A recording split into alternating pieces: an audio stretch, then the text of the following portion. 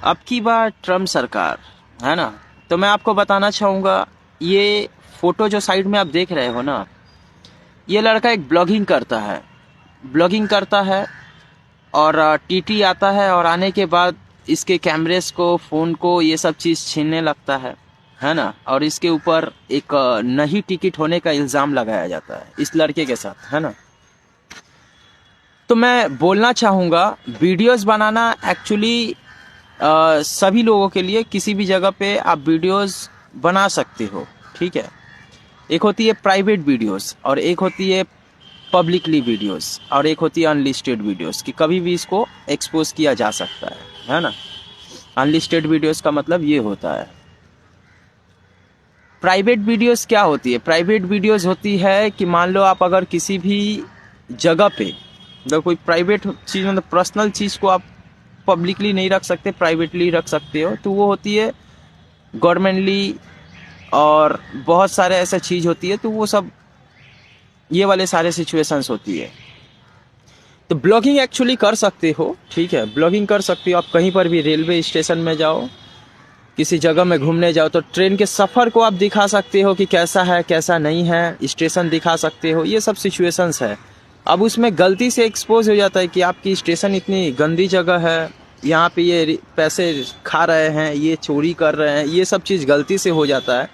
तो इसमें आपकी गलती नहीं है, वीडियोस की गलती नहीं है। 45% जो है यूएसए जो होता है ना, वीडियोस के अर्निंग्स जो होती है, 45% यूट्यूब ले लेता है, सोशल मीडिया से पैसे ले लेते हैं। और वो पैसे क्या होते हैं? टैक्स कटते हैं, टैक्स भी कटते हैं पैसे, आपको बोलना चाहूँगा। तो सरकार के पास पैसे जाते हैं, सभी जगह जाते हैं, सभी जगह परमिशंस मिलती है, और जितने भी डॉक्यूमेंट्स होती है, वेरिफिकेशन होती है, समझे। तो वीडियोस जो बनती है, वीडियो सोशल मीडियाज़ पे अपलोड होती है, तो इसमें बहुत सारे सिचुएशंस होती भी है, उसी के अकॉर्डिंग गाइडलाइंस भी होती है। Guidelines what is this guidelines? कोई वायलेंस वीडियोस को आप एक्सपोज, मतलब पब्लिकली एक्सपोज नहीं कर सकते हो, है ना। और कोई अगर गुप्त चीज़ होती है तो उसको भी एक्सपोज नहीं कर सकते हो। एक्सपोज करने वाली चीज़ आप कर सकते हो, मैं आपको बोलना चाहूँगा। तो इसी के लिए मैं क्वेश्चंस पूछता हूँ ग्लोबल से, पूरी दुनिया से मैं पूछता हूँ, ठीक है, कि अगर मान लो कोई वायलेंस वीडियो हो या कोई गलत चीज़ हो वो, और उसे एक्सपोज किया जाए पूरी दुनिया में, है ना, और वो वीडियोस कम्युनिटी गाइडलाइंस स्ट्राइक आ जाए, तो उस वीडियो का मतलब क्या रहेगा? मतलब कि समझ नहीं पाए आप लोग। कोई गंदे वीडियोस है, पूरी दुनिया आपसे प्रूफ मांगती है कि हमें दिखाओ सच्चाई क्या है, और सच आपने पूरी सोशल मीडिया पे एक्सपोज कर दिया, है ना, कोई गंदा वीडियोस, और उसे एक्सपोज कर दिया, जिससे आपकी कम्युनिटी गाइडलाइन स्ट्राइक आ गई। लोग तो सच्चाई जान गए, लेकिन आपके ऊपर रिक्स हो गई। ये सब सिचुएशंस, मतलब एनोनिमस क्यों नहीं है लोग, है ना। इसकी सेफ्टी तो ट्रम्प सरकार नहीं देती है, ना ग्लोबल देती है, ना ये सिस्टम देता है। मैं बोलना चाहूँगा रियलिटी यही है। ये जो लड़का है, इसके पीछे के बैक हिस्ट्री डिटेल्स के बारे में मैं बताना चाहूँगा। ये घूमने जाता है, टूरिस्ट होता है, ये घूमने जाता है। अब इसके जो टीटी जो होते हैं ना, वो बहुत सारे लोगों को, बाहर के लोगों को, स्टेशन के लोग जो होते हैं सामान देते हैं, वो टीटी को पैसा देता है कि अंदर में सामान बेच सके, और उसी की ये क्लिप को उठा लेता है। और रिसर्च टीम जो होती है, रिसर्च टीम यहाँ वहाँ घूमते रहती है, तो वो सारे के सारे इन्फॉर्मेशन इकट्ठा करता है, कैलकुलेट करता है। सोशल मीडियाज़ पे वो भी दूर से वीडियोस बनाने लगता है, और ये लड़के भी वीडियोस बनाने लगते हैं। तो उसके वीडियोस तो प्राइवेटली चलती है, और इसके वीडियोस जो हैं सोशल मीडियाज़ पे ब्लॉगिंग के माध्यम से चल जाती है। इसीलिए टीटी क्या करती है कि इसके वीडियोस को, इसके कैमरेस को तोड़ने लगती है, ये लड़के के, समझे। तो ये बात है। तो इसके अकॉर्डिंग आपकी इस तरह की सिचुएशंस, मतलब बचने के लिए एक्चुअली आप क्या करना चाहोगे, है ना। तो एक्सपोज तो यहीं से भी हुई, मेरे यहाँ से भी हुई, तो मैं आपको बताना चाहूँगा। तो ये तीनों के ऊपर, मतलब जैसे होती है रिसर्च टीम, दुनिया के सारे एविडेंस को इकट्ठा करना, क्या सही है क्या नहीं, ये सब चीज़ों को जानना। और ये ब्लॉगिंग वाले लोग, ये लोग क्या करेंगे, और हम लोग जो नॉर्मली रील्स बनाने के लिए आते हैं, मैं एक्चुअली रील्स बनाने के लिए आया था, लेकिन गलती से मैंने ये वीडियोस बना दिया, तो इसके ऊपर आप क्या करोगे, है ना। तो ये बात है, मैंने उसके बारे में पूरा कुछ बताया। और इस क्वेश्चंस का आंसर देखता हूँ सोशल मीडियाज़ पे कितने लोग दे पाते हैं, जो कि एक रियल एविडेंस है, एक आंसर है मेरे पास कि गलत काम करना ही छोड़ दो। यही वाली सिचुएशंस है।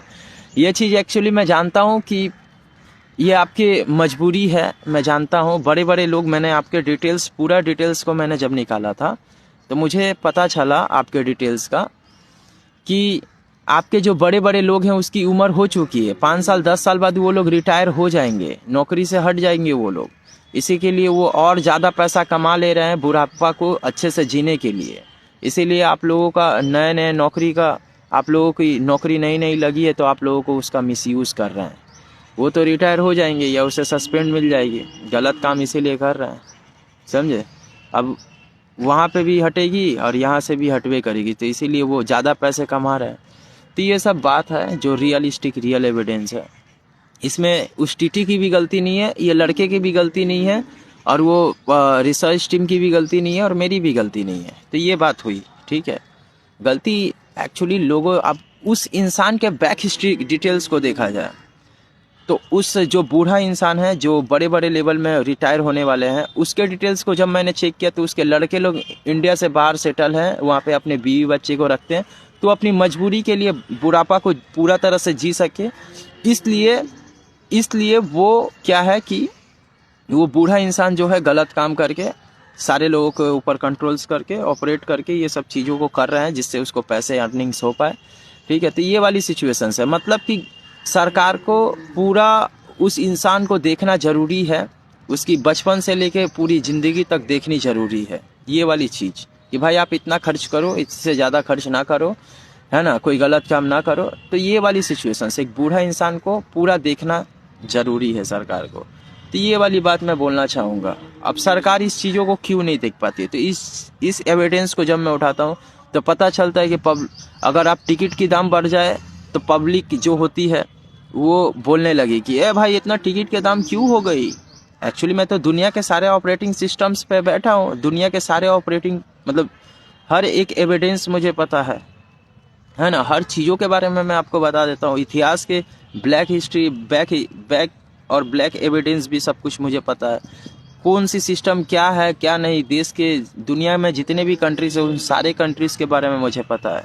मतलब A to Z दुनिया में कोई भी क्वेश्चंस नहीं होगा जो मैं आपको नहीं बोल पाऊंगा, है ना। इसीलिए मैं बड़े बड़े लोगों को चैलेंज करता हूँ, ओपन लाइव में करता हूँ, ऐसा नहीं करता हूँ, पहले लाइव आ जाता हूँ उसके बाद करता हूँ। और दुनिया के सारे गैजेट्स मेरे पूरे वर्ल्ड, मतलब जितने भी जगह होंगे सारे जगह पे लगे हुए। तो ये सब सारे सिचुएशंस है ना। लिंकअप मतलब इतना ज़्यादा है कि दुनिया में किसी के पास नहीं होगा। तो ये वाली सिचुएशंस है मेरे साथ, लेकिन मैं ये लिंकअप रखना नहीं चाहता हूँ। मैं अकेला जो कुछ कर सकता हूँ वो कुछ करूँगा। तो पब्लिक अब प्रोटेस्ट करने लगती है, भाई टिकट के दाम कैसे बढ़ गई, है ना। तो वो वाली सिचुएशंस हो जाती है, तो सब लोग बस से जाना शुरू कर देते हैं। इसी के लिए मजबूरन सरकार को भी ऐसा चलना पड़ता है। तो ये वाली हो गई है। तो इस चीज़ों को ठीक करने के लिए क्या करना होगा, इस चीज़ों को ठीक करने के लिए गैजेट्स की इस्तेमाल करनी होगी, काबिलियत समझदार लोगों की होनी ज़रूरी है। और पीछे के लोग जो 90s के लोग थे वो बातों को तो नहीं समझते हैं, है ना। तो अभी के जितने जनरेशन के लोग हैं उन लोगों को खड़ा होना ज़रूरी है एजुकेशन पर्पज़ पे। तो कहाँ हुई लास्ट में घूर फिर के कलम की जोर। दुनिया की सबसे ताकतवर चीज़ क्या होती है, कलम की जोर होती है। उससे ज़्यादा जोर दुनिया में किसी के पास नहीं होती। भले आपके पास लोग हो सकते हैं लेकिन दुनिया आपसे प्रूफ मांगती है, और मैंने आपको सोशल मीडिया पे प्रूफ करता हूँ। मिलते हैं दोस्तों अगले वीडियो पे। जय हिंद सभी लोगों के लिए।